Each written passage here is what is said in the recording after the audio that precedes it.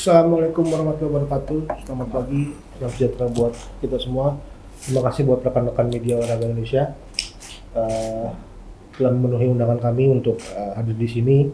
Sebagaimana yang sudah diketahui bahwa kami ingin menyampaikan bahwa update terkait status pembayaran hak-hak para pesepak bola, kewajiban pembayaran hak-hak pesepak bola yang terkait dengan klub-klub dari Liga 2.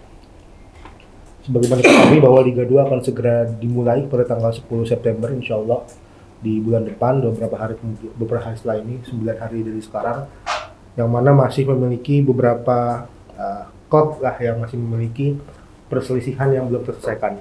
Dengan sekian jumlah pemain nanti kita sebutkan, dan juga hari ini kami tidak hanya ingin menyampaikan mengenai masalah update belum terpenuhi kewajiban para pemain, namun ada hal-hal yang terkait dengan pelanggaran regulasi yang terjadi di sepak bola Indonesia terkait dengan masalah pemain yang juga nanti akan disampaikan oleh dari tim Liga PPI. Memang masalah pembayaran gaji pemain selalu menjadi hal yang paling krusial di setiap menjelang kompetisi bergulir, baik Liga 1 maupun Liga 2. Memang di beberapa tahun terakhir kita mengalami beberapa kali suatu hal yang tidak diinginkan, adanya COVID, adanya kanjuruhan, tapi tanpa mengurangi esensi dari nilai kontrak atau dari kontrak pemain itu sendiri. Perlu adanya suatu kesepakatan ketika memang adanya ketidakberhentian liga, dan hal ini yang seringkali terjadi pengabaian baik dari klub bahkan juga dari federasi sendiri yang tidak mengakomodir apa yang memang pemain saat itu utarakan, pemain saat itu harapkan untuk diajaknya duduk bersama mencapai kesepakatan terkait dengan status kontrak masing-masing. Dan mengenai gaji pemain, memang teman-teman seringlah bertanya beberapa bulan terakhir, dan saya sendiri bahkan PPI tidak pernah memberikan jawaban secara clear karena tujuan kami masih ingin mencoba korespondensi, berbicara langsung, baik melalui surat ataupun telepon atau bertemu dengan para klub tersebut. Tapi mengapa hari ini terjadi juga itu akibat tidak berjalan dengan baik, yang bahkan beberapa klub sudah dimulai mengajukan laporan atau kita mulai korespondensinya sejak tahun lalu, bahkan sejak bulan November, Desember ada yang sudah dimulai saat itu, bahkan sampai sekarang juga belum diselesaikan. Maka dari itu sebelum liga bergulir dan mungkin masih cukup waktu untuk adanya suatu penyelesaian yang waktu yang cukup 9 hari, saya rasa waktu yang cukup lah untuk diselesaikannya, karena memang jangan sampai mendadak, biasanya suka mendadak sehingga kebijakan yang diambil terkadang suka terburu-buru.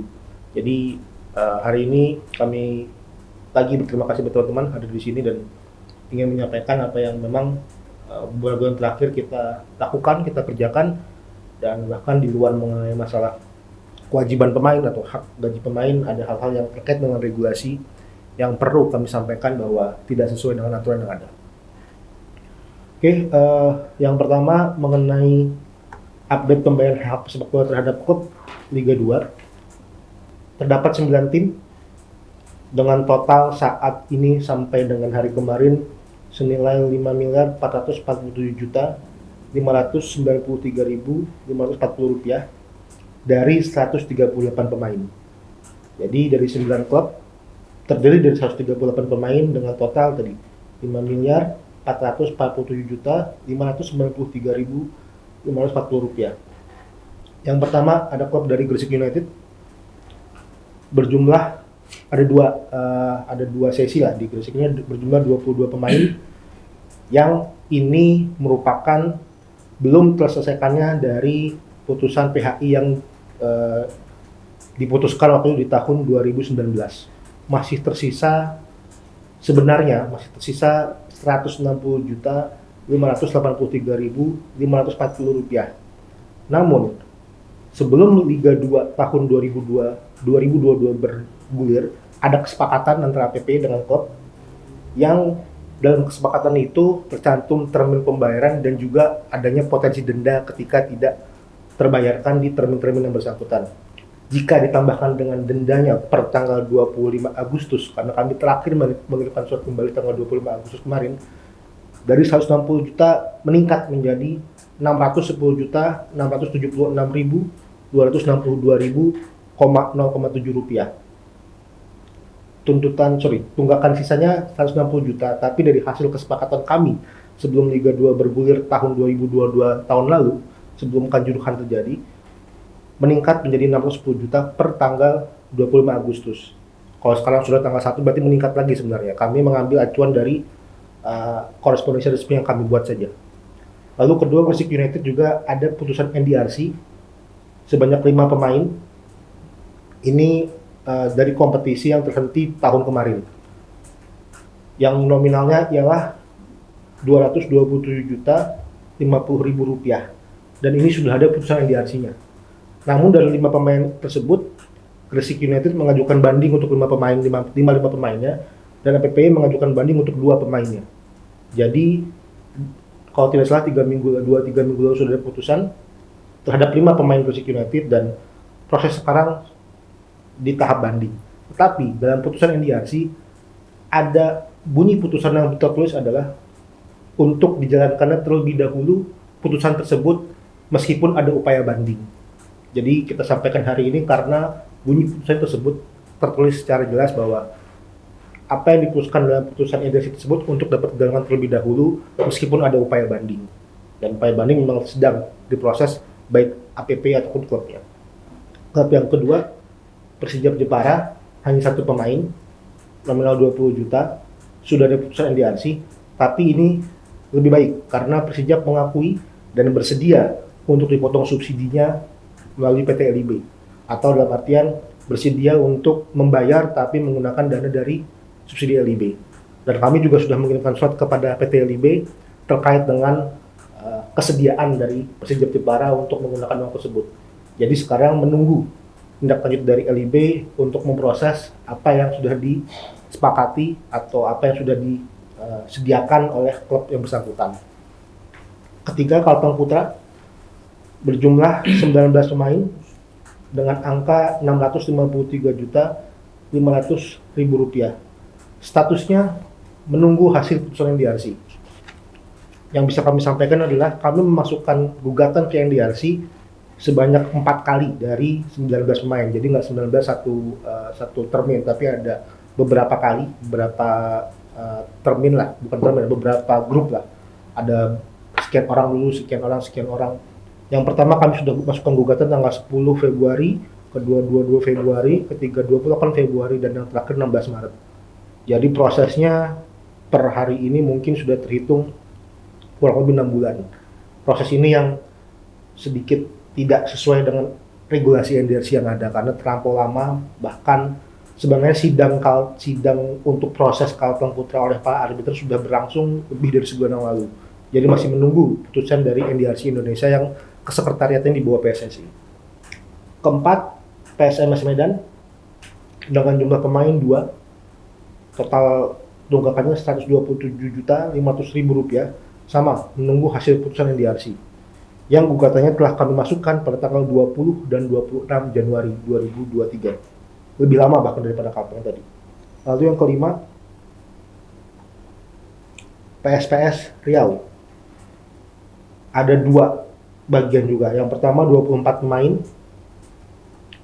Yang kedua ada 2 pemain. Bedanya adalah yang 24 pemain menunggu hasil putusan NDRC. Sudah disidangkan. Sama juga lebih dari sebulan lalu sidangkannya. Gugatan masuk tanggal 26 Januari dan 9 Mei. Lalu ada 2 pemain yang sudah kita masukkan ke NDRC tapi belum disidangkan oleh para arbiter, yang kami masukkan pada tanggal 26 Juli dan 2 Agustus. Total semua PSPS Riau Rp1.591.000.000. Keenam, Persiraja Banda Aceh. Jumlah pemain 20 dengan total tunggakan Rp388.000.000. Ini sudah di NDRC, tapi belum diproses sidangnya. Yang kami telah masukkan gugatannya pada tanggal 6, tanggal 10, tanggal 14, tanggal 28 Maret 2023. Bahkan ini belum disidangkan. Lalu yang ketujuh, Semen Padang, 1 pemain dengan total angkanya Rp93.750.000. Ini juga belum disidangkan. Namun ini baru dimasukkan ke NDRC pada tanggal 2 Agustus 2023. Yang ke-8 dan ke-9, ke-8 dulu, Persikap Bandung berjumlah 16 pemain yang sampai hari kemarin masih diproses karena sebenarnya ada 25 pemain, tapi yang 9 pemain sudah menemukan kesepakatan. Jadi per kemarin sudah mencabut kuasanya dari APPI karena sudah ada kesepakatan yang dilakukan antara pemain dengan APP dan juga dengan klubnya. Jadi total hanya tinggal 16 pemain dengan total Rp1.313.210.000. Yang ke-9 PSKC Cimahi dengan jumlah pemain 29 pemain. Kekurangan kewajibannya ialah senilai Rp873.000. Terkait dengan Persikap dan PSKC nanti bisa dijelaskan lebih lanjut oleh tim legal APPI karena sedikit berbeda friksinya dengan 7 tim lainnya. Yang ingin kami sampaikan juga bahwa tahun lalu sebelum Liga 2 dimulai, meskipun tadi masih ada Gresik yang menyisakan termin, tapi semua terselesaikan. Di luar Gresik semua terbayarkan sebelum Liga kick-off dimulai. Memang akhirnya kita mengalami duka cita karena Kanjuruhan yang baru bergulir 1 bulan kurang untuk Liga 2. Tapi Liga 2 dimulai tanpa adanya tunggakan. Pun ada tunggakan, kita menemui kesepakatan atau adanya suatu agreement terbaru lah dari APPI dengan klub yang bersangkutan. Bukan mengecilkan jumlah korban Kanjuruhan, tetapi saat itu juga klub-klub yang bermasalah karena COVID-19 yang sama sulitnya, bahkan lebih melanda dunia dan tidak terprediksi. Balik lagi, bukan berarti mengecilkan arti Kanjuruhan, tapi lebih tidak terprediksi lah secara bencana, bahkan secara kajian hukum yang lebih force majeure yang mana teman-teman bisa tafsirkan sendiri. Tapi semua itu terselesaikan sebelum kick-off dimulai. Jadi untuk kali ini kami sangat menginginkan, bukan hanya berharap bahwa Liga 2 dimulai dengan area tanpa tunggakan yang perlu dikawal dan juga disupport, bahkan diturun tangani oleh federasi dan liga untuk dapat membantu menyelesaikan perselisihan yang ada dari 9 klub yang bersangkutan. Karena jika memang ini masih terjadi, atau bisa diartikan ketika kompetisi sudah berjalan tapi masih ada tunggakan, berarti value kompetisi kita mengalami penurunan.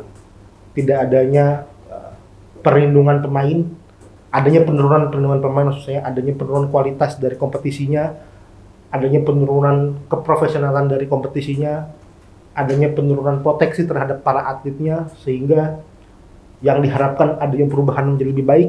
Ketika ini masih terjadi, bahkan tetap diabaikan sampai liga bergulir, berarti jelas dapat ditafsirkan perbedaan yang terjadi, perbandingannya bukan dengan negara lain, perbandingannya bukan dengan liga lain, sama-sama liganya, sama-sama kastanya, bahkan lebih bukan mengecilkan arti Kanjuruhan, bahkan lebih berat juga dulu, tidak kalah beratnya karena COVID-19 yang bahkan semua sektor terkena imbasnya, tapi dapat diselesaikan akibat adanya suatu komunikasi yang baik, respon yang positif, turun tangan mencari solusi sehingga beberapa kasus selesai benar-benar dengan rupiah tunggakan, beberapa lagi terselesaikan dengan adanya suatu kesepakatan. Jadi bahkan bisa dibilang APPI tidak, dalam hal ini bukan berarti harus selesai semua, harusnya seperti itu. Tapi ketika memang ada niat baik, jaminan yang memang dilihat cukup berproyeksi adanya suatu kebenaran atau memang wah ini akan bisa dipertanggungjawabkan oleh klub, pasti kita akan menerima suatu negosiasi, ngobrol bareng, duduk kesepakatan. Tapi ya kenapa 9 tim ini kami rilis belum ditemukannya titik itu, sehingga masih terjadi adanya beberapa kasus. Sebelum di luar 9 ada beberapa kasus di luar 9 ini, tapi terselesaikan kemarin. Ada yang sudah dibayar, ada yang tadi meskipun belum semua jadi kesepakatan, tapi yang lunas pun ada baru beberapa minggu lalu, kalau saya belum selesai lah. Ada perusahaan dibayar, itu nggak akan dirilis memang karena memang sudah selesai, dan memang ada kasus, ada yang NDRC, putusannya keluar, dibayarkan dalam hitungan hari, ya sudah gitu. Nah yang begitu-gitu yang akhirnya kita mencoba memahami juga apa yang di posisi, bagaimana posisi klub yang mereka selalu berargumen bahwa memang sulit liga berjalan segala macam, tapi harapannya di sini adalah adanya duduk bareng, komunikasi, bagaimana penyelesaian, bahkan bukan sekarang juga sebenarnya, dari saat liga berhenti kan sudah memperkirakan lah bahwa akan ada suatu hal penundaan yang cukup lama dan sebagainya. Dan saya sampaikan juga bahwa pemain biasanya kalau ke KPPI mereka juga sudah mentok dengan klubnya, tidak dibalas, tidak direspon, atau paling parahnya diblok di berbagai channel sosial media maupun WhatsApp, sehingga melapor ke KPPI. Kalau masih dibalas saja, saya rasa pemain juga akan cukup merasa oke, masih direspon, kita masih bisa ngobrol. Beberapa tim juga ada penyesuaian gaji karena memang ada kesepakatan dengan pemain, tapi adanya komunikasi dan adanya kesepakatan yang dibuat tertulis antara pemain dengan klub, sehingga solusi yang dihasilkan adalah solusi yang seimbang atau yang memang solusi yang disepakati oleh kedua belah pihak. Jadi mengenai update klub yang masih memiliki kewajiban terhadap kontrak pesepak bolanya di tahun 2022, bahkan ada yang masih dari tahun 2019, tapi terkait dengan klub-klub yang akan berkompetisi di Liga 2 tahun ini 2023 ialah tadi berjumlah 9 pemain, berjumlah 9 klub, 138 pemain dengan total 5.447.593.540 rupiah. Jadi seperti yang disampaikan oleh Mas Aji, kita APPI ini tidak hanya melindungi para pemain, kita juga menjadi alarm buat klub. Kita sampaikan sebelum kompetisi Liga 2 akan dimulai dengan rencana pelaksanaan dari PSSI tanggal 10 September ya, Mas Haji ya. Jadi kita membuat press release ini sebagai alarm. Kenapa alarm? Supaya klub-klub Liga 2 ini pada saat mau mulai, startnya itu sama, gitu loh. Sama-sama tidak ada masalah.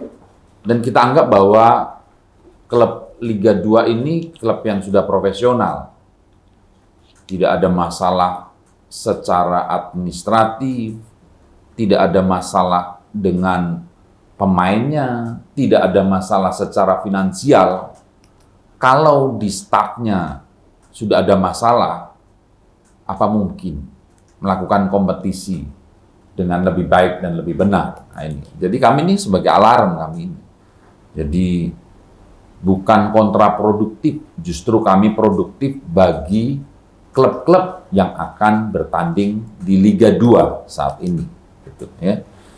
Tadi sudah sampaikan oleh Mas Aji, dan ini kita sudah menyampaikan secara direct ya kepada klub-klub masing-masing melalui korespondensi, bahkan upaya hukum melakukan permohonan atau gugatan ke NDRC, National Dispute Resolution Chamber Indonesia, sebagai badan peradilan sepak bola Indonesia yang sah. Saya tekankan itu. Yang sah, diakui oleh PSSI dan diakui oleh FIFA. Nah itu. Kita sudah melakukan itu, termasuk korespondensi terhadap masing-masing klub yang tadi disebutkan oleh Mas Aji. Nah, saat ini kita secara generalisir menyampaikan terhadap klub-klub yang masih menurut kami masih bermasalah dan masih ada kewajiban yang harus diselesaikan, khususnya bagi para pemain, supaya klub-klub ini membenahi. Itu pertama. Yang kedua, mungkin ada juga orang yang tertarik terhadap klub-klub ini atau pemilik baru klub-klub ini untuk menyadari bahwa ada masalah ini, sehingga pemilik baru, jika ada yang tertarik terhadap klub Liga 2 ini, oh ini rupanya ada permasalahan, harus diberesin. Karena begitu dia menjadi pemilik baru, maka dia bertanggung jawab terhadap yang sebelum-sebelumnya. Ya, itu. Nah, tadi disorotin permasalahan dengan PSKC Cimahi dan Persikap Bandung. Kenapa kami menyorotin dua klub ini? Karena ada satu klausula ketentuan di kontrak atau perjanjian klub PSKC Cimahi dan Persikap Bandung dengan pemain yang menurut kami kontraproduktif dan tidak ada kepastian hukum. Ya. Klausula ketentuannya berbunyi sebagai berikut. Apabila di kemudian hari terjadi perselisihan, maka pemain dan klub sepakat akan menyelesaikannya secara musyawarah dan kekeluargaan. Oke, kita setuju itu ya. Itu kan jelas itu di Pancasila itu musyawarah untuk mufakat ya. Tapi kalimat selanjutnya ini yang membuat dan menggelitik kami ya, agak mengganggu. Para pihak tidak akan membawa permasalahan kepada National Dispute Resolution Chamber di kontraknya itu. Jadi kalau terjadi permasalahan antara klub dengan pemain, gitu, karena kontraknya ini antara klub PSKC Cimahi dengan pemainnya, antara klub Persikap Bandung dengan pemainnya. Kalau terjadi dispute atau masalah, mereka musyawarah kekeluargaan. Kalau tidak ada titik temu, sepakat dibuat tidak membawa permasalahan ini ke NDRC Indonesia. Satu, ya, yang kami sorotin, ini seperti kemunduran. Dulu, waktu sebelum ada NDRC, ya, itu masing-masing kontrak itu, penyelesaiannya itu, pilihan hukumnya itu bermacam-macam. Ada yang pengadilan negeri, ada yang pengadilan hubungan industrial, ada yang di Asprof, ada yang nggak ditentukan sehingga tidak ada kepastian hukum. Dulu. Maka pada saat di tahun 2019, salah satu file project FIFA, AFC, dan PSSI itu menentukan penyelesaiannya di NDRC Indonesia. Dibentuklah NDRC Indonesia supaya ada kepastian hukum. Itu pertama. Terus yang kedua, ini sebenarnya menurut kami perjanjian ini melanggar regulasi PSSI dan FIFA pada saat membuat klausula seperti itu. Kami sudah korespondensi, maka sekarang kami mengingatkan, reminder, ini harus dibatalkan kalau ada kontrak seperti ini. Terus kalau tidak ada pilihan hukum penyelesaiannya, khususnya harus ke NDRC Indonesia, terus penyelesaiannya bagaimana? Terkatung-katung. Itulah yang tadi disebutkan oleh Mas Aji, sebenarnya yang ada tunggakan pemain PSKC dan Persikap itu belum berlanjut ke upaya hukum karena ketentuan perjanjian itu menjadi batu sandungan sehingga tidak bisa diproses di NDRC Indonesia. Walaupun menurut kami seharusnya, walaupun ada ketentuan itu batal demi hukum karena bertentangan dengan regulasi yang di atas. Ketentuannya itu harus dibatalkan, batal demi hukum. Karena bertentangan. Dan ini permasalahan dispute di bidang sepak bola. NDRC Indonesia itu mempunyai kewenangan. Harusnya menurut kami, dan kita sudah korespondensi hingga ke FIFA. Jadi kami mengingatkan sekali lagi, jika ada kontrak perjanjian klub apapun di Liga 2, ada menentukan klausula seperti itu. Satu, kami mengingatkan klub untuk merubah supaya ada kepastian hukum. Kedua, kami mengingatkan kepada PSSI khususnya sebagai federasi yang menaungi pemain dan klub supaya kontrak itu jangan diterima dulu kalau belum ada perubahan. Kalaupun diterima, klausula itu, pasal itu harus dicoret atau dibatalkan supaya ada kepastian hukum. Itu yang terkait dengan Persikap dan PSKC yang kemarin salah satu contohnya ada klausula itu. Maka kepada klub-klub yang lain, jangan mencontoh hal-hal yang tidak benar dan tidak baik. Cukup dari saya, silakan Mas Rija. Terima kasih. Assalamualaikum warahmatullahi wabarakatuh. Terima kasih buat rekan-rekan media yang sudah hadir.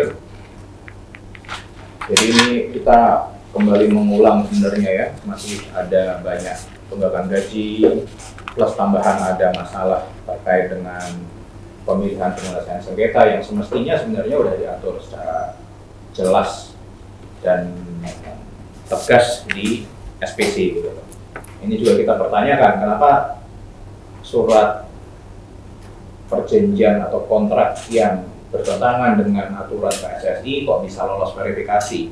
Itu juga jadi pertanyaan kita. Nah, mestinya memang tadi seperti yang dibilang Bang Janes, mestinya kontrak-kontrak tersebut bisa diverifikasi dengan baik, sehingga kalau ada klausul yang seperti itu udah otomatis dibatalkan, ditolak, dan diminta klub untuk memperbaikinya. Nah, terkait dengan selain dengan dua hal masalah tadi, masalah gaji dan masalah klausul arbitrase, di sini kita juga banyak menerima kasus atau pengaduan kaitannya dengan surat keluar. Nah, ini penting karena ini menjadi hal yang sangat krusial buat pemain, terutama pemain yang mau pindah klub. Jadi di sini banyak kita menerima laporan dari pemain yang mau pindah klub dan klubnya meminta surat keluar. Padahal pemain tersebut posisinya sudah lepas kontrak atau kontraknya sudah berakhir. Kalau pemainnya masih terikat kontrak, ada aturan mengenai surat keluar, it's okay, nggak masalah gitu kan, wajar. Dia masih dalam kontrak, dia mau pindah klub, pasti klubnya juga yang baru minta surat keluar segala macam sebagai tanda bukti bahwa emang udah urusannya udah selesai nih dengan klub segala macam. Tapi kalau kontrak sudah berakhir, gitu kan, nah ini juga seharusnya surat keluar itu sudah tidak diperlukan. Nah itu kita ada aturannya. Aturannya ada di RSTP FIFA edisi bulan Maret tahun 2023 pasal 6 ayat 5. Di situ pokoknya menyatakan bahwa setiap ketentuan atau kontrak yang membutuhkan persetujuan dari klub sebelumnya untuk mendaftarkan pemain itu batal demi hukum. Dan yang kedua, dalam hal kontrak kerja pemain telah berakhir, maka tidak diperlukan persetujuan dari mantan klub pemain tersebut untuk mendaftarkan pemain dimaksud. Jadi intinya adalah untuk pemain yang kontraknya sudah selesai, sebenarnya buat pemain tersebut atau buat klub baru tersebut sudah tidak diperlukan adanya surat keluar. Nah, cuman permasalahannya di sini aturan surat keluar itu istilahnya ditelan mentah-mentah lah, semuanya minta surat keluar supaya ini klubnya aman segala macam gitu kan. Nah, persoalannya yang menjadi pelik dan ini sangat merugikan pemain adalah kalau pemain tersebut bermasalah. Bermasalah dalam konteks masih ada sangkutan hukum dengan klub lamanya. Ya kan, sebagai contoh misalkan pemain masih ada tunggakan gaji yang masih ditunggak oleh klubnya atau kewajibannya belum dilaksanakan oleh klubnya di klub A, gitu kan. Dia kemudian mau pindah ke klub B. Klub B ini minta surat keluar, padahal udah jelas kontraknya sudah selesai. Oleh klub A, surat keluar ini tidak dikeluarkan. Sudah diminta, tidak dikeluarkan. Dan yang lebih parah adalah banyak kasus pemain yang meminta surat keluar sementara haknya belum dibayarkan, itu kemudian disandera surat keluar itu, atau surat keluar itu bahkan dijadikan untuk alat untuk mengintimidasi, dan itu terjadi gitu di beberapa pemain. Jadi kalau kamu mau surat keluar saya terbitkan, kamu cabut dulu laporannya dari MPPI. Kalau kamu mau surat keluar, ya kamu tanda tangan nih surat pengunduran diri segala macam supaya kita selesai. Nah ini ada hal-hal kayak gini yang harus kita juga soroti, karena ini tentunya suatu perbuatan yang sangat tidak patut, sangat tidak etis, gitu ya, yang juga sangat merugikan pemain. Nah ini yang terjadi sekarang. Jadi kita minta kepada PSSI dan PT Liga agar lebih selektif dalam menerapkan mengenai aturan surat keluar ini, khususnya buat pemain yang memang kontraknya sudah selesai. Kalau kontrak pemain sudah selesai, sebenarnya sudah nggak ada alasan untuk menerapkan aturan mengenai surat keluar tersebut. Cukup dengan menunjukkan bahwa ini kontrak kita sudah selesai, kontrak kami sudah selesai, seharusnya tidak diperlukan lagi surat keluar tersebut. Tapi kalau untuk pemain yang masih ada kontrak, di tengah kontrak atau masih dalam masa kontrak, silahkan. Karena itu nanti ada urusan hukumnya tersendiri. Gitu. Tapi terkait dengan regulasi yang aturan mengenai surat keluar ini, jadi kita minta kepada PSSI untuk bisa lebih selektif, bisa lebih juga detail dan juga bisa lebih bijaksana dalam menerapkan aturan mengenai surat keluar ini sehingga tidak merugikan pemain. 30 tahun lebih masih terjadi bahwa ketika adanya kontrak pemain telah selesai tapi tidak leluasa untuk pindah, yang mungkin dengan terkenal nama Gusman dulu segala macam. Ya yang terjadi tapi sudah 30 tahun lalu dan ini masih terjadi di kita, jadi ya berarti kita masih tertinggal puluhan tahun dari sepak bola yang memang sudah ada di aturannya. Paling itu sih yang kritik kita terkait dengan masalah surat keluar terhadap para pemain yang kontraknya sudah habis. Jadi itu.